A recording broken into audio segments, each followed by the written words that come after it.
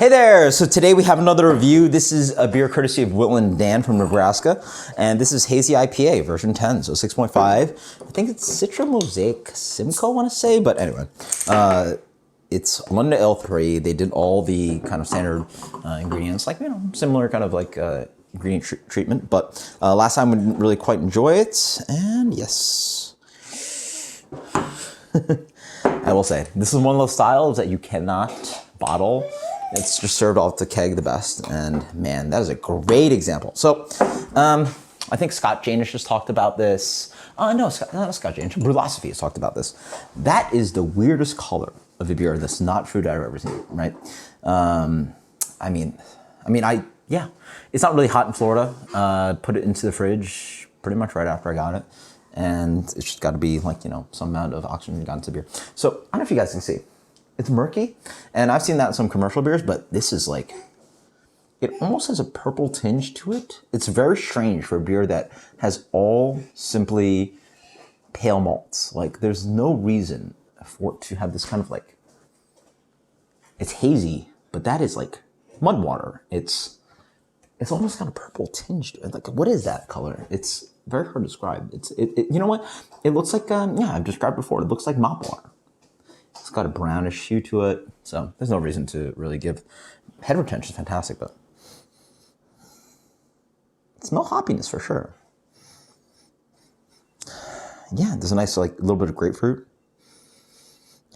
but there is that oxidative character. So I will say that it's actually nice. There's a nice juiciness underneath, like full blind. Let's go. Let's try and go to the, despite preconceived notions. I'll try to focus on this. Quite fruity up front. Honestly, the beer is actually not bad. It's got a really nice kind of like sugary marshmallow thing, which is quite nice. It's like vanilla'd.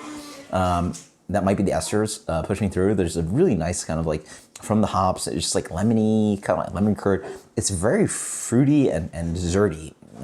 Marshmallow vanilla for sure.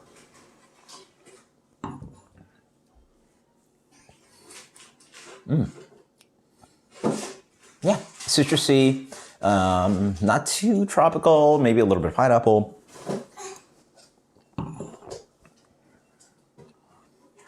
Dry, fruity up front, grapefruity, zesty. No kind of like really bitterness on the back end. It's actually decently sweet. So I imagine there's a decent amount of residual sweetness on this one, which is very important if you're trying to do, in my opinion, a proper New England IPA. Yeah, really nice and decently drinkable. Very good drinkability. It's got a, I want to smell it too. And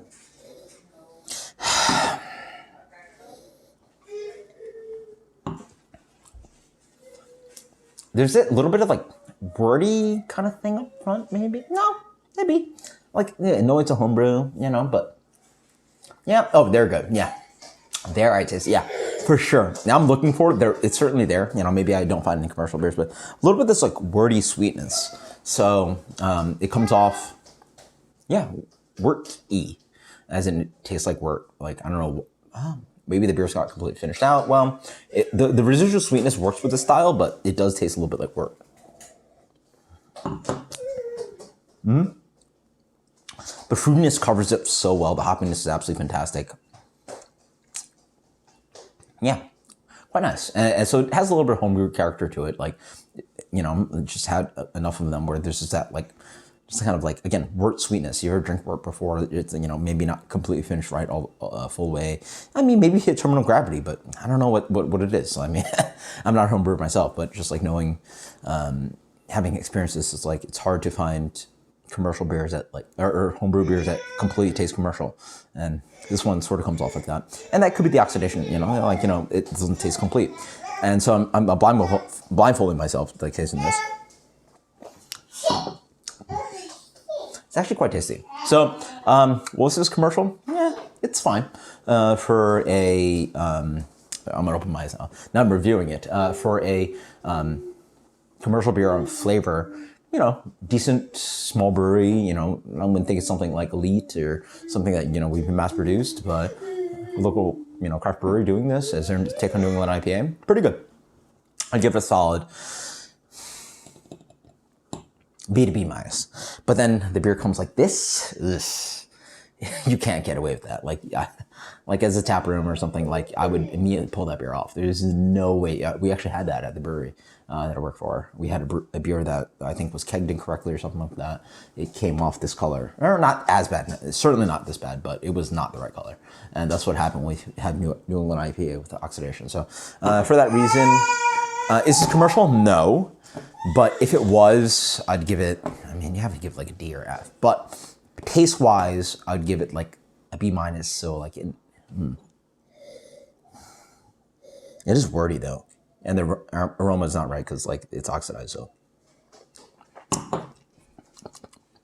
yeah, I've had much worse beer, flavor-wise. So maybe yeah, actually probably worse than a B. But it's drinkable. So drinkability like is nice, but we're looking for commercial and professional level beer, and it has a wordy kind of flavor to it. And now there's like that little bit of oxidative character, maybe. Oh, maybe just bitterness. Who knows? Let's go with a solid 79 on this one. But then if I pull appearance onto it, 79 on flavor. I mean, I don't know what the review is going to be, but 79 on flavor, and then no rating on if it's a real commercial beer, because you can't serve that. If you're a commercial brewer, you cannot serve that. I mean, like, you guys see that, right? That's a New England IPA? No. So until next time, guys, cheers.